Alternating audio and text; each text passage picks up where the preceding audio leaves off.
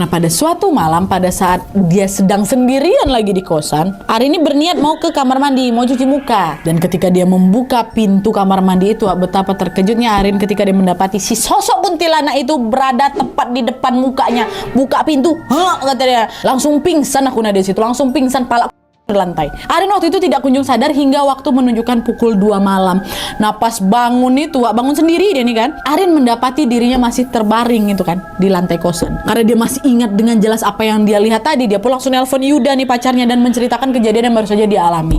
Gak lama kemudian Yuda datang sama 3 orang kawannya. Karena khawatir mereka berempat termasuk si Yuda ini memutuskan untuk berjaga-jaga di depan kamarnya Arin sepanjang malam itu. Arin tidur di dalam. Gak sampai di situ aja, keesokan harinya badan Arin pun mendadak demam tinggi. Aku nggak bisa ngapa-ngapain dia selain tiduran di atas kasurku aja. Dan di momen ini secara perlahan Arin mulai kehilangan kesadaran. Tahu-tahu si Arin ini baru bangun lagi waktu udah jam menunjukkan sore mau ke maghrib gitulah. Nah, pada saat membuka mata, Arin dibuat kaget karena dia sudah dikelilingi sama Yuda dan juga beberapa teman dekatnya si Arin. Melihat Arin yang sudah membuka mata, Yuda langsung bertanya, "Rin, sayang kamu nggak apa-apa kan? Ini Arin beneran kan?" Kata dia. Kaget lah si Arin dapat pertanyaan kayak gitu kan. "Iya nih aku Arin, kenapa emangnya?" Di situlah Yuda baru cerita kalau ternyata pada saat dia sedang menyuapi Arin makan tadi pagi, ekspresi Arin ini tiba-tiba berubah, Tatapan matanya Arin yang awalnya tampak sayu, kan sakit kan, mendadak berubah berapi-api macam dipenuhi dendam gitu loh. Dan seketika Arin langsung menunjuk ke arahnya si Yuda sambil berkata, "Aku benci sama kamu, aku benci sama kamu, aku benci sama kamu," kayak gitu. Dan gak cukup sampai di situ aja, Arin secara tiba-tiba lari dia ke dapur buat ngambil apa?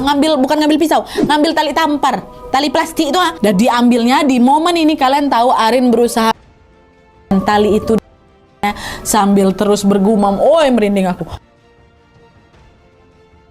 Dia harus ikut sama aku.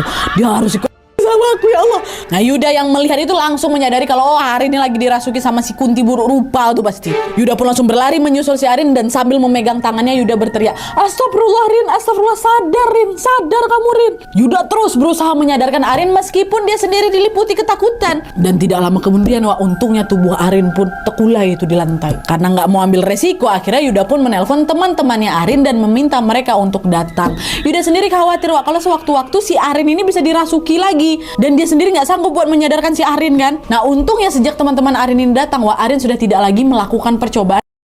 Tapi walaupun kayak gitu, sosok ini sesekali masih merasuki tubuhnya Arin yang lagi terbaring di kasur itu, masih. Waktu kamu udah aku selamatin tuh, yang kamu masih juga lagi kayak kerasukan kayak gitu. Kami laki-laki di sini semua nggak paham. Siapa tahu yang bisa manggil kau kawan dekatmu juga. Arin yang mendengar penuturan Yuda pun langsung berinding bukan main, Di